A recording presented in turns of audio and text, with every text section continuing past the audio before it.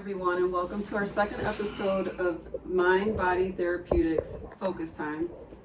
In short, it's MBT Focus Time. I'm Karen. This is Dr. Jane. Hi. And today we are talking about domestic violence, I guess a little bit of PTSD. But before we get started on that, I kind of wanted to touch more on what your education is, because I know we talked about it briefly in the first episode, but I feel like that's very important to share with the viewers so that they know your expertise. Right. Can I make a non-direct? Yeah. I want to tell everybody that we're going to not just be doing topics clinically related, but also other kinds of things. Like Karen has a great thing she does called Cocktails and Convos. Right, and this is for the girls, The girly ladies, stuff. girly stuff. It's nice to have girly stuff where men are not involved. Men are not invited. Right. So And yeah, I'll just be so sharing you that. know, to look out for all kinds of everything going on in our culture Mhm. and in our lives. Just picture it like a Sex and the City episode where we talk everything: men, fashion, diets, wardrobe, Right. makeup. Everything you might not even know you want to be interested in. Exactly. Fun stuff. Yeah. So touch on what your education is, as far as, because I really want to get into this topic. It's a broad topic, and I know a lot of people are going to be able to relate, but Well, I have almost 3 doctorates. I have 2 already. I have one coming up in clinical sexology, a PhD, and I have a Doctor of Clinical Psychology degree, a Master's of Clinical Social Work, and 3 degrees in English. I was a professor of English for a while, too long. And I also have a Master's of Fine Arts in documentary filmmaking. it's amazing. So, yeah, and I make documentary films. She does it. I feel like you could do it all. Oh yeah, I can. Just And you have a book. I have books I've written. I'm a published poet. I'm a playwright. I've had plays produced. Can't see. How many books? How many Oh, books? I don't know. 4, 3, 5. More than any of us, that's for sure. I don't remember. And I just don't stop. That's good. That's good. Stay busy, right? So I'm now, more than busy. as far as today's topic of domestic violence, this might be a personal question, and if you don't want to answer it, I'm totally fine. But I mean, was I how? ever beat up? But do you have any experiences in that trauma with domestic dispute and and to me, I guess domestic violence is one way to say I was abused, but abuse can come in different forms: verbal, mental, Okay, physical. yeah. So first let me make clear that domestic violence is not just man on woman. Man hits woman.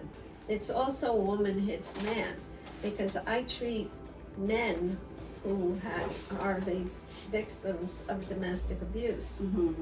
So that has to be made clear.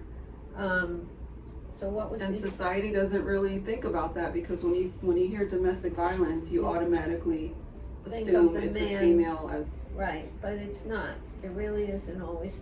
And let's not forget the emotional violence that can be done to people, like Mhm. the woman who belittles her husband all the time, constantly. right, That's really bad emotional violence, or the reverse. and it stays with you for years. Oh, it's better to get physically hit than to be emotionally abused. Mhm. Your wounds will heal, Right, but your emotional wounds are hacked in your brain. and those physical wounds cause emotional despair as well. Yeah, but the emotional, if you've been called a piece of shit constantly, or you're told you're no good, you're this, you're that, it wears you down. Yeah, you start Completely. to believe it. You absolutely do start to believe it, and Mhm. you lose your self-confidence. You lose your ability to know who you are, what you're doing. Right. It grinds you to powder. And I think that believing everything that you're hearing negatively from your abuser makes you kind of, if you ever move on to a happier relationship, you carry that shit with you. Yeah, but it's not believing. It's neurobiologically wired into your brain. Mm-hmm.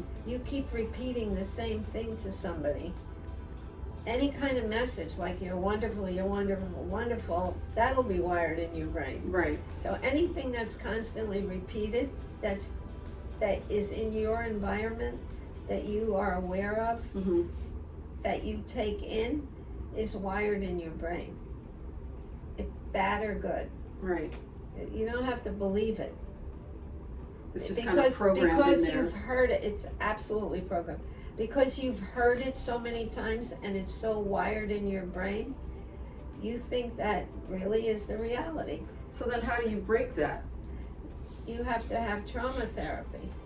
Which is EMDR. EMDR. Yeah. Can you tell us a little bit about what EMDR is and how long you've been practicing? Yeah, I've been practicing for a number of years. I have 4 levels of certification in EMDR. It stands for Eye Movement Desensitization and Reprocessing, which is a really stupid name, for a really brilliant intervention that is used for post-traumatic stress disorder in a big way.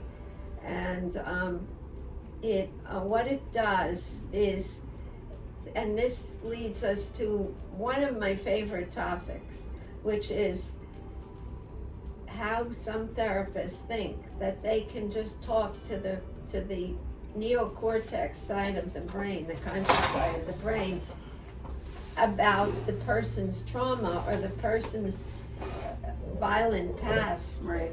and that it can change Magically. It doesn't do a damn thing. All you're doing is rewiring it even more into the brain. What you have to do is to access the limbic system of the brain, which is the emotional brain, it's called, which is where all the unconscious, all the everything, your whole past, everything that was hard in your life is there. Mm-hmm. And when you do it, you are accessing the neural networking connected to it. So the way we do it is, I have you, actually sometime we can do a demonstration. I have you thinking of the event as I am processing you. I do not use sound, I use this, and they follow my hand. Mm-hmm. And what that does is it finds that the neural networking that's connected to that event that you're thinking of. Right. And then it just starts unraveling it. And it's in your brain. It's interesting how the movement is like this, because to me, I'm new at it, and Yeah, we did it once. we did it once, Yeah. and then, but to me, it's like this movement almost makes me think of wiping the slate clean. Yeah, it is. It absolutely is, because that's what we're doing. We're neutralizing Mm-hmm. the networking connected to that. It's like if you go into a discotheque, Uh-huh. that what happens with sound, Right. you can actually have a brain event, like you can An episode. have an epileptic fit Yes. even I have a friend that. from That's- from the lights and the sound. You can actually do something bad to your brain. It's just like what happens when kids play video games and they keep staring at that over and over and over. Yeah. Besides becoming addicting, it's wiring all that stuff into their brains. And also being on your phones. Exactly, but it's a lot of videos kids watch has a lot of violence. Yeah. No wonder kids are violent. 'Cause Right. It's so wired in their brains. It's all they see. So getting back to the domestic violence, have you had any personal experiences with domestic disputes and trauma? No. No. So I have.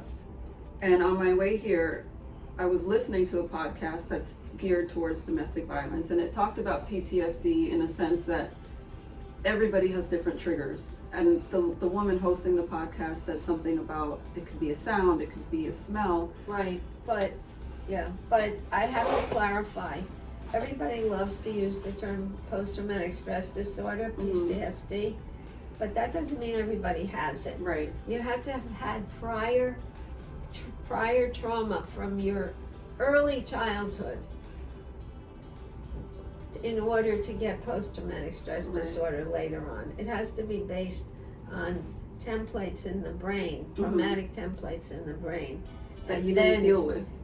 Right, yes, and then that piles onto and fits right into the template, and then you have full-blown post-traumatic stress disorder. Right. As in wars, people have had prior early life trauma, they go into war and they come out wrecks. So we have an email from a listener that she gave me permission to share it anonymously. She's going through a really tough time right now, something to do with her ex who's very abusive, and she has, I believe he's 7 years old, a 7-year-old son. So I'm going to go ahead and read it, and then you tell me what you think. Okay, wow, that's nice. About her situation. So it says, Dear Dr. Jane, I would like to remain anonymous due to the ongoing litigations I am faced with in this present time. My concerns are post-separation abuse. I have read in several articles that this emotional and mental form of abuse can stay with a victim for years. I have experienced this type of abuse with my child for over 8 years, 3 years as a spouse and 5 years as an ex-spouse. My abuse has spanned for over 6 litigations, which has cost me thousands of dollars just because of the predator has presented false allegations against me. With all due respect, this person has subpoenaed every person I have ever came in contact in my life and my professional career. And these people had nothing but great things to say about me, my well-being, my work performance, my emotional stability, and me as a parent. I have lived a nightmare with my ex-spouse for over 8 years, and I want it all to cease. My child and I live in fear because the state of Florida has a legal system that does not protect anyone from this type of abuse because there are no visual scars, only scars of mental and emotional abuse. That's heavy. I want justice for myself and my child. I don't want it to come to a point in our lives where the predator does something mentally and physically again to the child or even myself, which has happened before, and nothing can be fixed or possibly too late. I am dealing with a person with lots of substance abuse issues and nothing happens to protect, there's that line in me. Nothing happens to protect people like myself or my child. It's a shame that my child, who is an amazing athlete, great student, in the core of my heart, has to experience such a nasty situation just because we are dealing with someone that has refused all law stipulations in reference to his well-being. What I do to keep my sanity? I pray to God and I have faith.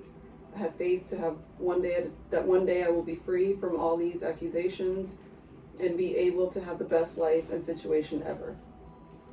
Strictly for the best interest of my child. Thank you for listening to my letter. I hope you can advise me in some way.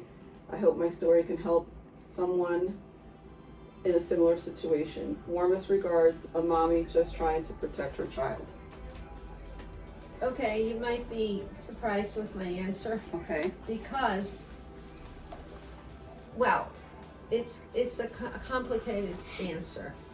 There are at least 3 parts to my answer. One is that you have to deal with your own past because you attracted this person. You, in a way, you're not the fault, but the level of your electromagnetic energy brought this person into your life. We have lots of serendipities in our lives, good and bad. Probably don't like that part of the answer, but you have to raise your electromagnetic energy, and people in the practice use the work of Dr. Joe Dispenza. So I'm putting that out there. That's a really big help, and you have to learn how to think about what you think about and not to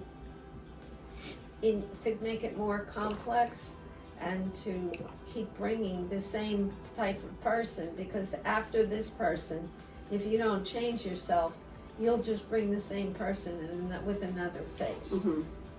The other part of it is the food part. You have to change what goes into your body so that you can calm the brain. You get a baseline, nice homeostasis, and then you can think clearly, not get stressed out. When you feel a lot of stress, that's when your immune system goes down and you find yourself getting sick. So Mhm. that's not going to help. You gotta get the best dietary input to yourself. And like I said, the last part is the therapeutic part. You have to deal with your past, because people who have a problematic past, and I'm using that in an understated way, attract this kind of situation.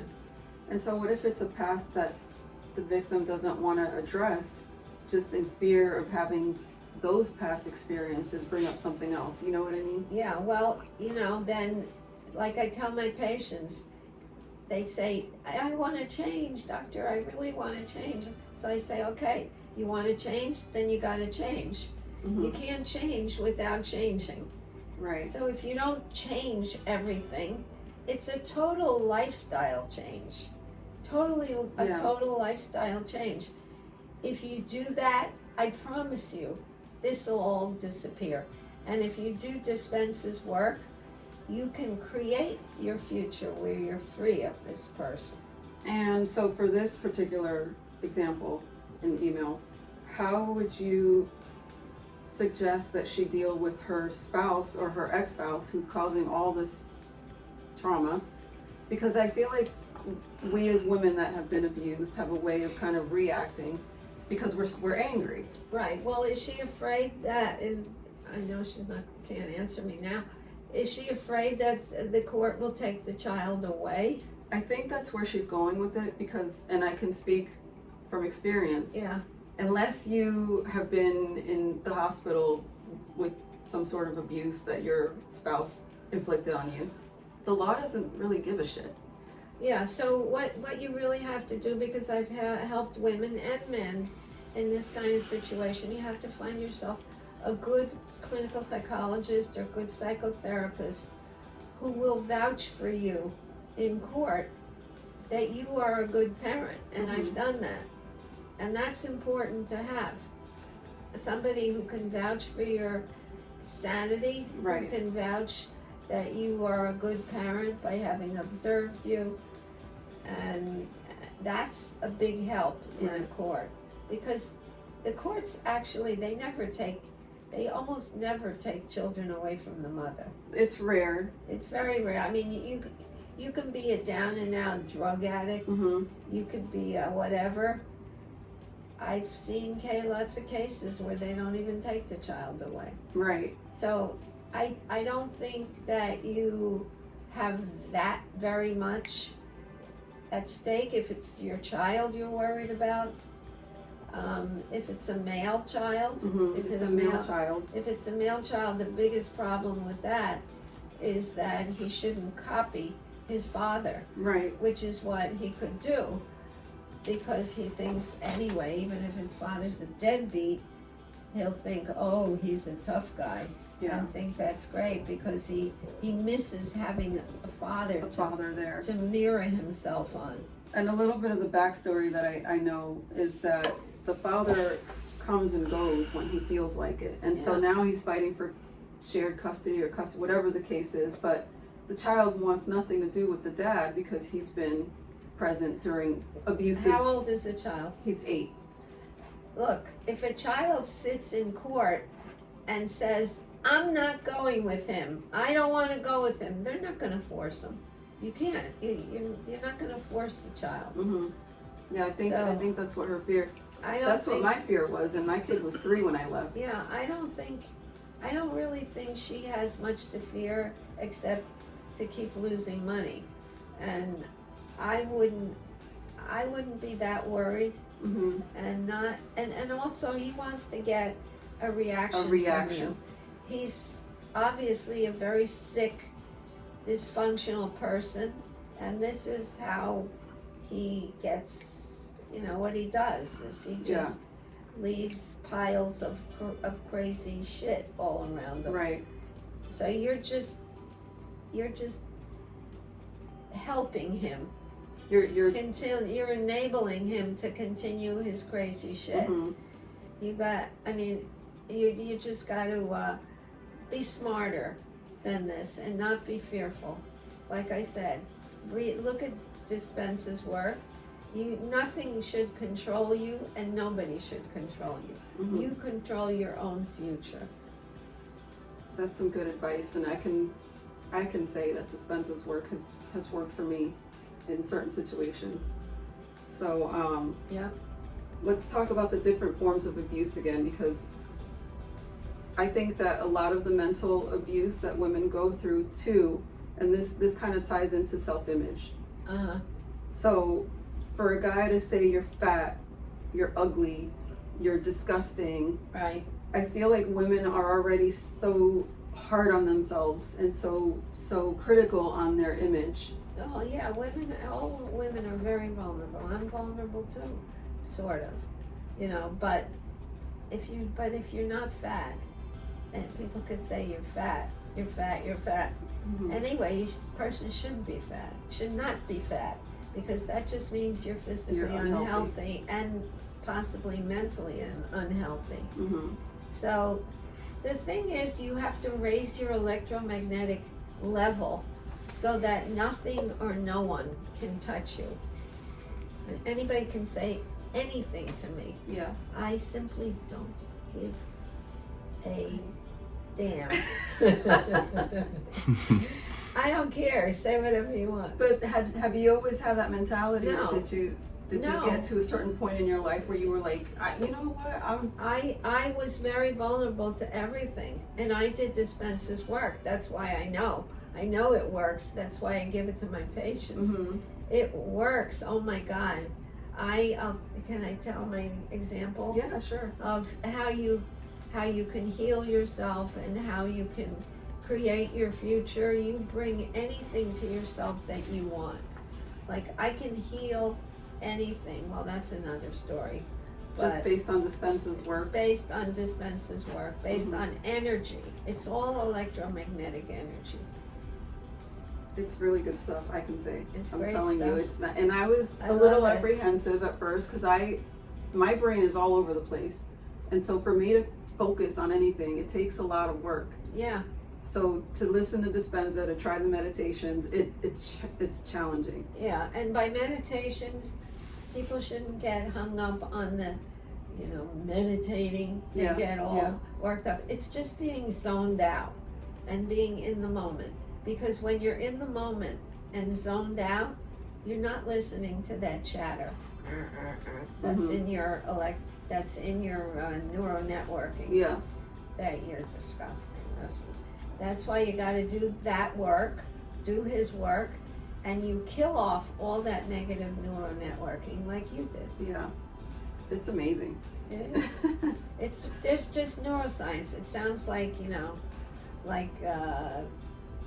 something, whatever, mystical, Mystical, that's a good word. but it's not. So now, with the topic for today's episode, for a viewer that's watching us right now and they're saying, I don't know if this is the kind of relationship that I have, am I in a domestic violence situation? What are some questions that person can ask themselves to better understand whether or not they're in a volatile relationship? Okay, so the first immediately that comes to mind, are you being controlled? I'm using he as the villain here. It's just by accident because females also control, but it's usually the male. Yeah.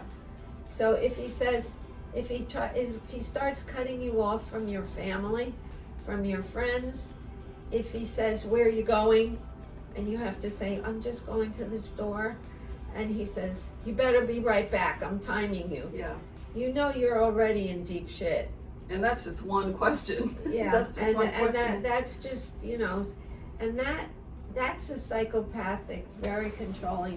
Often somebody, it could be with borderline personality disorder, people in the cluster B group of personality disorders, you want to just Run for get the hills. out of there fast. That's one thing.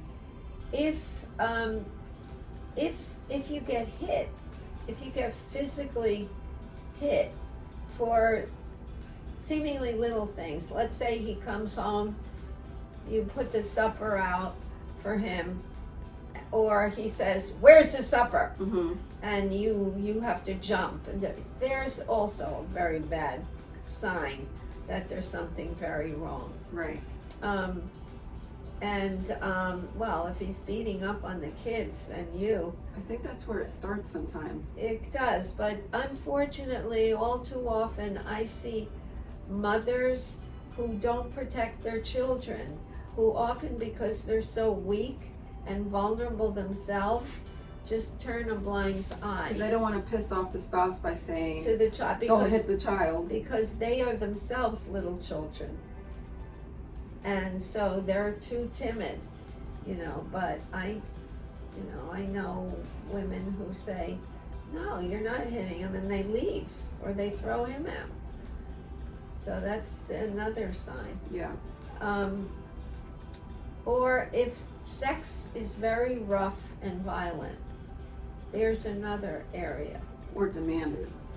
Well, demanding, it depends on what that word means to people, but it has to be consensual. It has to be mutually consensual. If a woman is doing it absolutely because she's afraid Yeah. not to do it, then you're in trouble. That's another sign. There's so many signs to look out for. If he's, well, of course, if he's running around, Mm-hmm. and if he's doing substance, abusing something, or has addictions, then, it's a whole other thing. Mm-hmm. Hearing you say all this is like hearing myself talk about my daughter's father, right? But there's also that part that women do where they're like, oh, but that's not domestic violence. He only hit me once. It doesn't matter, to me, it doesn't matter if he even looked at you like he was gonna, even if he flinched to go hit you. Right.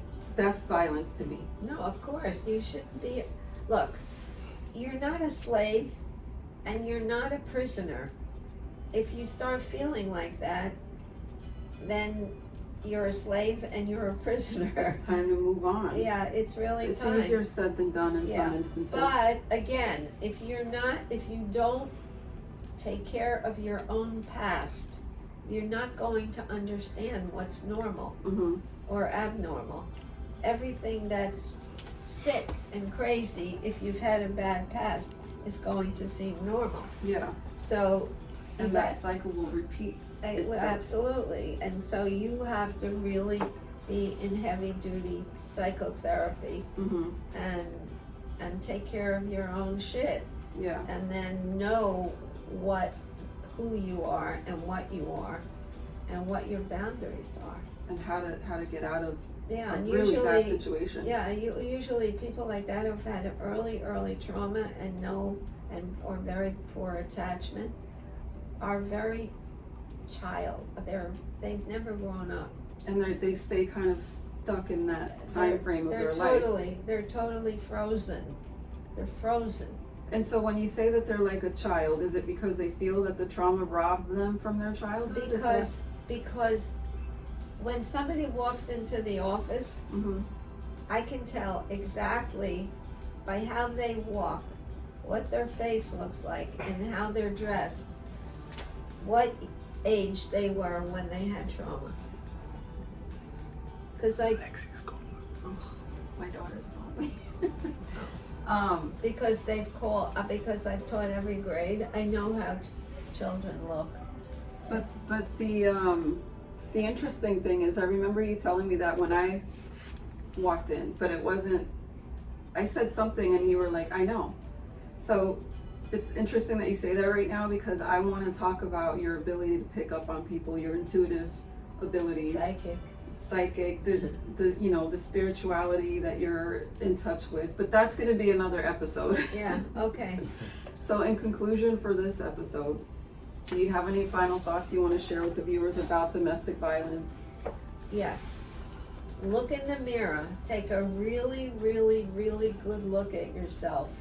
And if you have any, even one of these things I listed, you need help. And get it so that you'll know how to proceed. Right. And if you don't change from your past, you'll just attract another one who's exactly the same. And nobody deserves more than one Yeah, volatile but if you relationship. don't, but if you don't change yourself, nothing will ever happen. Right. Well, this was deep. This was a good session. I call it a session because I feel like it's very therapeutic for me, for anybody that's listening. Yeah. So when we post this, I want to go ahead and share maybe an outlet that people can look into for support. And I'll also share our information to touch base with Dr. Jane. You heard her responses, and I feel like you're very good at giving advice for these kinds of situations. So thank you so much. Yeah. And I can't wait for the next one. Like I said, Yeah. we'll be talking about spirituality and psychic abilities and things like that. Whoa, that's fun. Gonna be fun. It's a lot of fun. Yeah. So thank you again Thank for tuning you. in. We'll talk Bye. again soon. Thank Bye. you. Bye.